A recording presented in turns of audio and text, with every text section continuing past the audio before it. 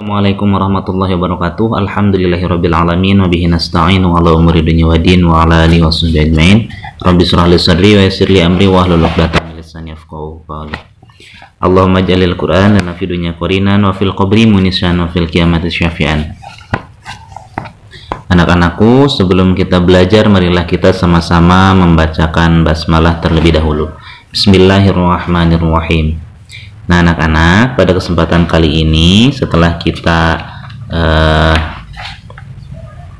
mempelajari materi tentang keutamaan Al-Quran, sekarang kita akan mempelajari tentang atau mencoba untuk memahami materi tentang adab membaca Al-Quran, ya, etika ketika kita membaca Al-Quran. Apa saja sih yang harus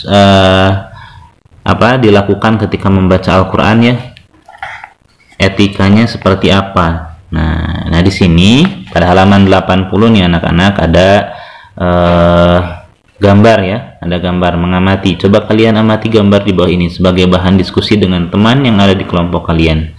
Yang pertama, ada anak laki-laki yang sedang menyimpan Al-Quran, ya, menyimpan Al-Quran di atas, ya, di atas lemari. Kemudian ada anak perempuan yang sedang membawa Al-Quran dengan di peluk. Nah, untuk cara menyimpan Al-Quran, anak-anak, itu etikanya disimpan di tempat yang tinggi daripada benda-benda yang lain. Misalkan buku, ya, buku pelajaran. Misalkan di sini ada buku pelajaran, nah Al-Quran di atasnya, ya.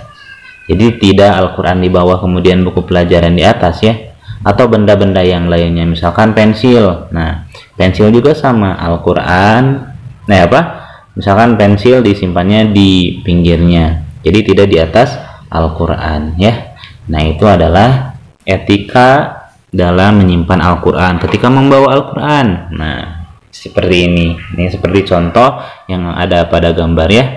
Jadi di dada ketika kita membawa Al-Quran, ya. Jadi tidak digiwing-giwing kalau bahasa Sundanya, ya. Jadi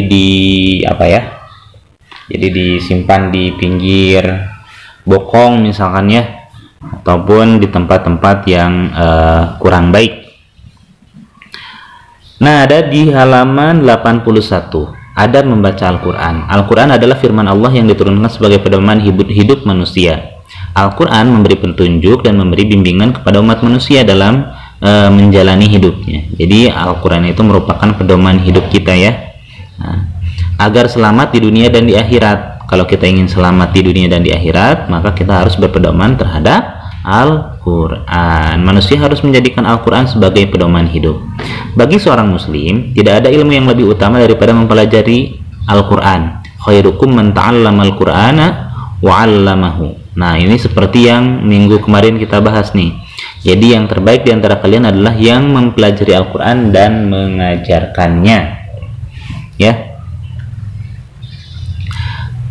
Berbeda dengan membaca bacaan lain, membaca Al-Quran ada adabnya. Adab membaca Al-Quran adalah akhlak, ya, dan sikap seseorang saat membacanya. Adab membaca Al-Quran harus kita perhatikan agar kita mendapatkan kesempurnaan pahala saat membaca Al-Quran. Nah, jadi etika ketika kita hendak membaca Al-Quran, itu adab membaca Al-Quran. Nah, harus kita ketahui, ya, agar lebih berkah lagi, ya, pahalanya lebih sempurna lagi, ya. Yang pertama, dalam keadaan suci dari hadas dan najis. Nah, suci dari hadas dan najis ketika kita membaca Al-Quran. Nah, ini, ya, keutamaannya. Kalau misalkan kita dalam keadaan tidak suci dari najis, apakah diharamkan? Tidak juga, tidak diharamkan, ya.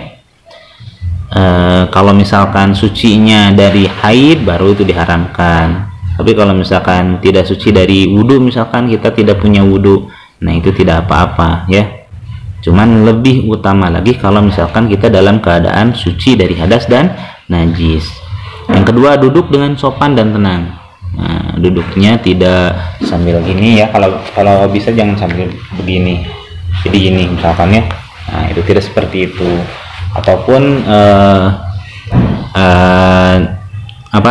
bari tiduran misalkan ya, dadapangan, nah tengkurap misalkan ya.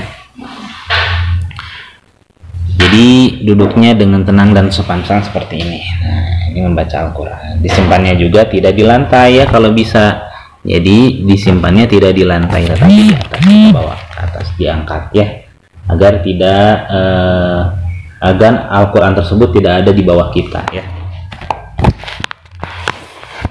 Duduk dengan sopan dan tenang. Yang ketiga, membaca ta'awudz terlebih dahulu. Ta'awudz itu yang a'udzubillahi minasyaitonirrajim. Ini ada ya bacaannya, aku berlindung kepada Allah dari godaan setan yang terkutuk. Atau banyak sih anak-anak ya modelnya, a'udzubillahi samiil alim minasyaitonirrajim, nah dan lain sebagainya. Nah ini contohnya membaca ta'awudz terlebih dahulu, meminta perlindungan kepada Allah ya dari godaan setan. Kalau baca bismillah, lebih baik juga baca bismillah. Kalau tidak baca bismillah, tidak apa-apa.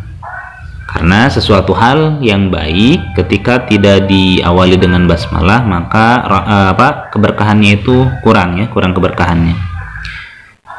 Ini ada dalilnya nih, yaitu surat An-Nahl, fa idza qara'tal qur'ana fasta'idz billahi minasyaitonir rajim. Apabila engkau Muhammad hendak membaca Al-Qur'an, maka mohonlah perlindungan kepada Allah dari setan yang terkutuk. Nah, musuh kita ya.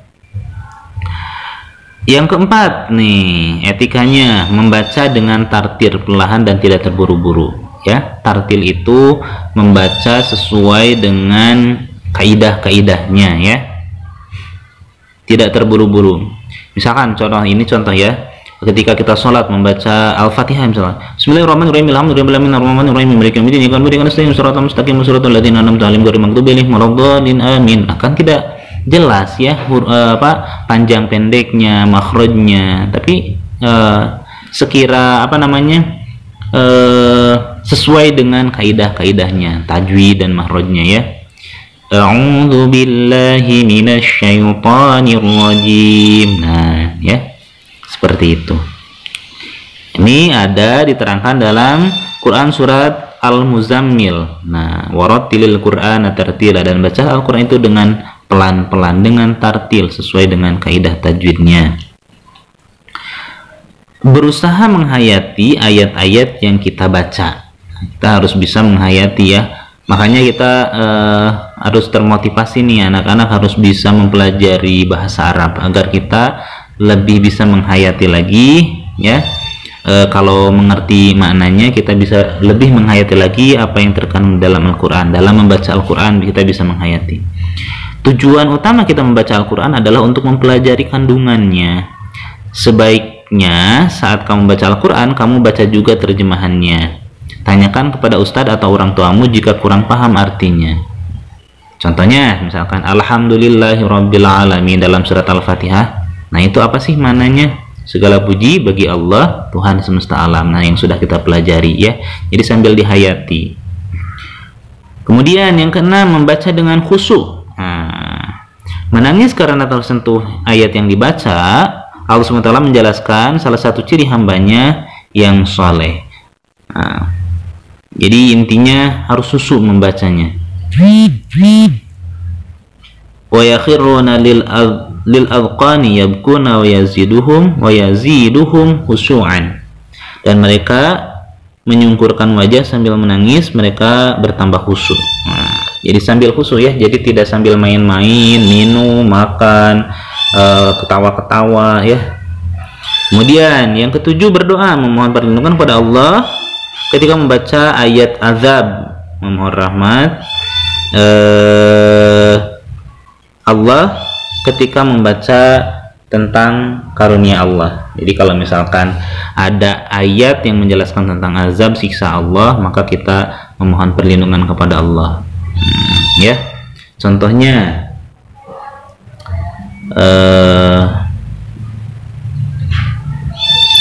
atau keadaan-keadaan yang dahsyat, misalkan ya hari kiamat, misalkan ya la uqsimu biyaumil qiyamah wa la uqsimu bin nafsil lawwamah. Jadi kita berlindung kepada Allah ya. Kemudian memperindah suara ketika membaca. Yang kedelapannya, memperindah suara.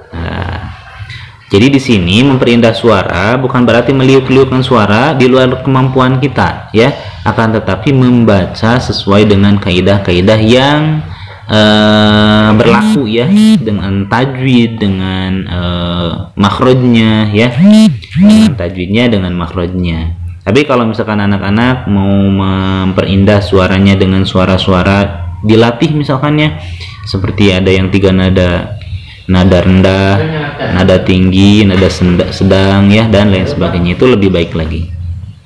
Kemudian yang ke-9, membaca dengan suara lembut pelan terutama saat berada di tempat yang ramai. Jadi ketika ada tempat yang ramai nih, banyak orang misalkan, lembut dan pelan kita bacanya, tidak usah a'udzubillahi sampai orang lain semua mendengar misalkan, ya.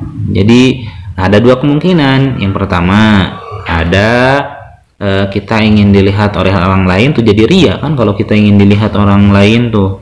Kemudian etikanya kan orang lain sedang sibuk misalkan mengerjakan sesuatu, sedangkan ketika membaca Al-Quran atau dibacakan Al-Quran kita harus mendengarnya. Orang lain kan tidak, ketika beraktivitas, ya, ini kan aku sedang beraktivitas misalkan sedang jual beli, sedang jual beli, ini mang beli bakso misalkan, ya, kemudian ada suara Al-Quran, wah ini harus didengarkan, semuanya aktivitasnya, diam dulu, semuanya ada Al-Quran yang dibacakan.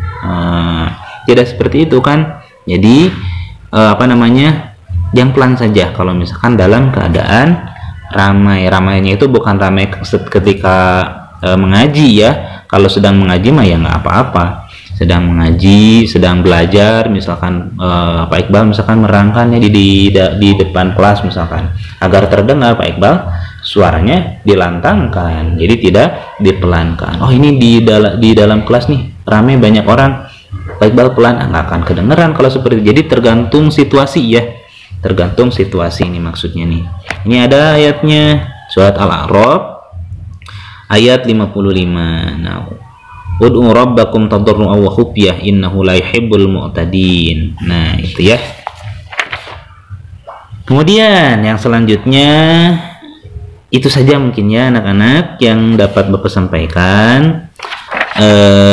Jadi sekarang kita mempelajari tentang adab membaca Al-Quran. Di antaranya yang pertama, ulang lagi dalam keadaan suci dari hadas dan najis. Yang kedua, duduk dengan sopan dan tenang. Yang ketiga, membaca ta'awuz, a'udzubillahi minasyaitonirrajim, ya. Kemudian yang keempat, membaca dengan tartil, perlahan dan tidak terburu-buru. Yang keempat, berusaha menghayati ayat-ayat yang kita baca. Yang keenam, membaca dengan khusyuk. Kemudian yang ketujuh, berdoa kalau misalkan ada ayat tentang azab ataupun ayat tentang rahmat.